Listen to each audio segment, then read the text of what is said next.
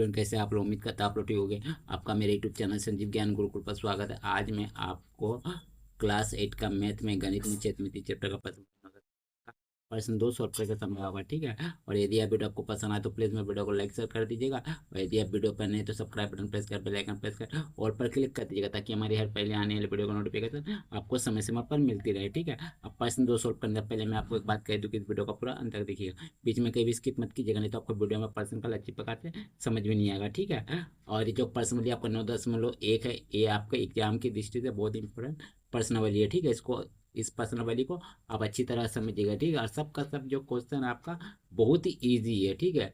आपको घबराने की जरूरत नहीं है, ठीक है। तो देखिए मैं आपको प्रश्नावली सॉल्व करके समझाता हूँ, ठीक है। देखिए क्या है आपका प्रश्नावली। प्रश्न आपका कह रहा है, देखिए एक समलंब का क्षेत्रफल 34 सेंटीमीटर स्क्वायर है और इसकी ऊंचाई 4 सेंटीमीटर है। समांतर भुजाओं में से एक भुजा एक की 10 सेंटीमीटर लंबाई है। दूसरे समांतर भुजा की लंबाई ज्ञात कीजिए, ठीक है।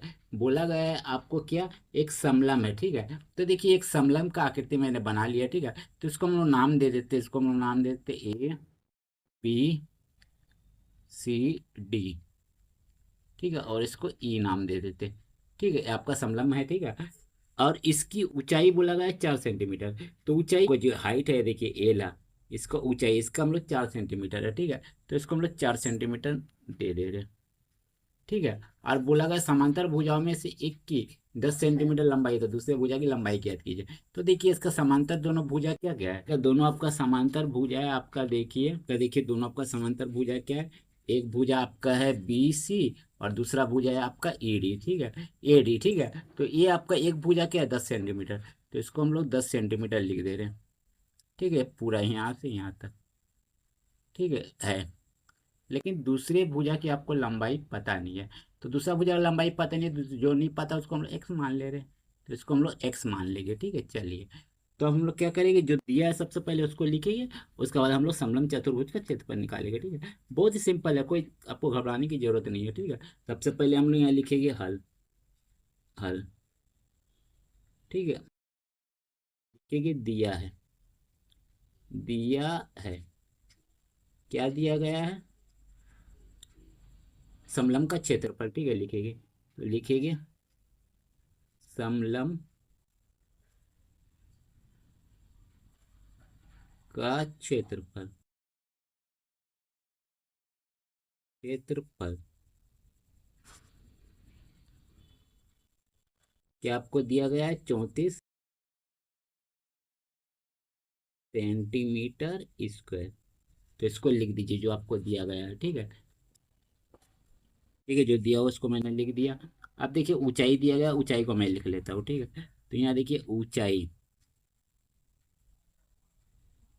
तो ऊंचाई बराबर आपका कितना 4 सेंटीमीटर, तो लिख दीजिए 4 सेंटीमीटर, ठीक है। ऊंचाई के बाद आपको क्या दिया गया है, ऊंचाई के बाद आपको दिया गया है, ऊंचाई के बाद आपको दिया गया है एक भुजा की लंबाई, ठीक है, एक समांतर भुजा की लंबाई। तो लिख दीजिए एक समांतर भुजा की लंबाई कितना आपको दिया गया है 10 सेंटीमीटर, ठीक है। ये देखिए तो मान लेंगे हम लोग दूसरा समांतर भुजा की लंबाई को, ठीक है, एक्स मान लेंगे। जो नहीं दिया गया है तो लिखेंगे माना कि, माना कि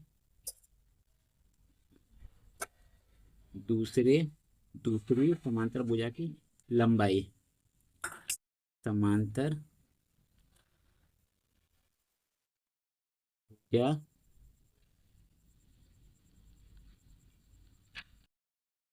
की लंबाई,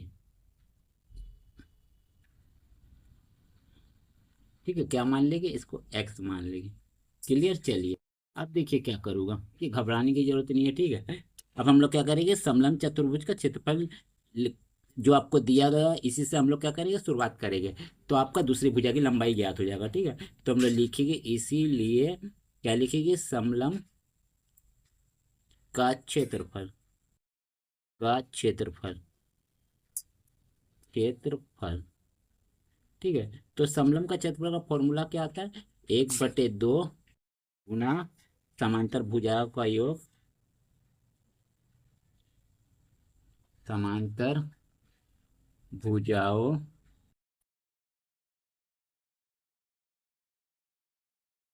का योग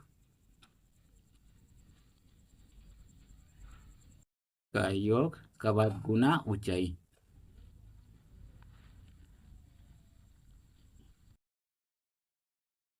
आपका क्या होता है? ऊंचाई। ऊंचाई ये आपका होता है, ठीक है। तो यहाँ लिखिए 1/2।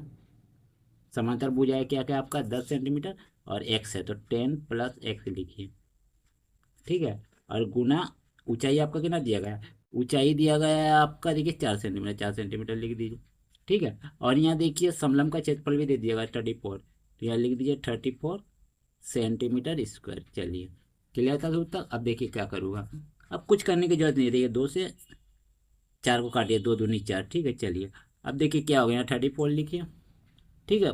फिर बराबर दीजिए, सेंटीमीटर स्क्वायर लिखने की अब जरूरत नहीं, ठीक है। काट छाट कर रहे हो ना, ठीक है। अब क्या कीजिए 10 प्लस ये जो दो आपका देखिए यहाँ गुना में है, बराबर का राइट साइड में, दो को बराबर का लेफ्ट साइड में लाइए, आपको भाग में आ जाएगा, ठीक है। एरो यहाँ दीजिए।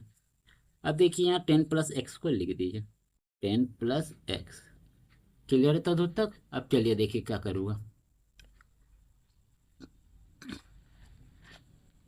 अब देखिए काटिए, 2 × 1 = 2, 2 × 7 = 14, यानी आपका 17 आएगा, ठीक है।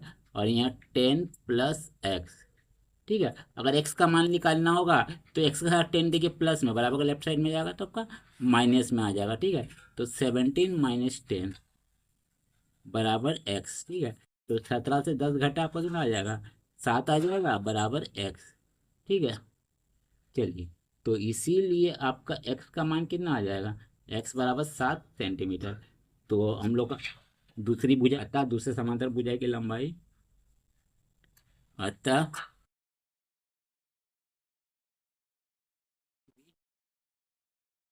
समांतर भुजा की लंबाई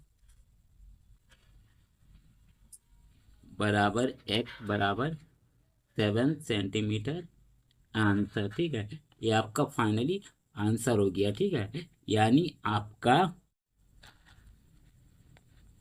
ये जो आपको दूसरे भुजा का मान जो निकालना था एडी का, ये आपका 7 सेंटीमीटर आएगा, ठीक है। बस इसी प्रकार हम लोग दूसरे, अगर एक भुजा दिया गया है समलंब एक समलंब चतुर्भुज में और दूसरा भुजा निकालना है और आपका ऊंचाई या समलंब चतुर का क्षेत्रफल दे दिया गया है, तो अब इसी प्रकार समलंब का क्षेत्रफल लगा फॉर्मूला लगाइएगा, आपका दूसरी भुजा की लंबाई का मान आ जाएगा, ठीक है। तो चलिए, तो उम्मीद करते हैं जो मैंने आपको सॉल्व करके समझाया है ये आपको अच्छी प्रकार से समझ में आ गया उसका हल, ठीक है।